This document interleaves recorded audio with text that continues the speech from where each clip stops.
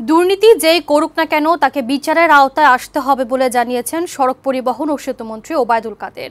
বুধবার হযরত শাহজালাল আন্তর্জাতিক বিমানবন্দরে যাত্রীদের যাতায়াতের জন্য বিআরটিসি শাটল বাস সার্ভিসের উদ্বোধন করে একথা জানান সেতুমন্ত্রী। তিনি বলেন, সব সেক্টরেই দুর্নীতি আছে, দুর্নীতি রোধে সরকারের নীতি জিরো টলারেন্স।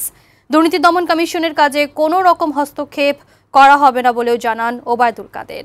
এই সময় দুর্নীতির বিষয়ে কেবল আমলাদের দিকে আঙুল না তুলে রাজনীতিবিদদেরও আয়নায় নিজেদের চেহারা দেখার অনুরোধ জানান ওবায়দুল কাদের।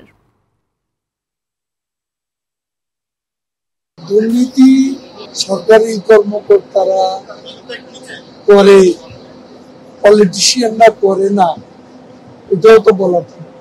আমি অ্যাজ এ পলিটিশিয়ান আমি আমলাদের করাপশনের বিরুদ্ধে, তো আমার এখানেও তো করাপশন আছে।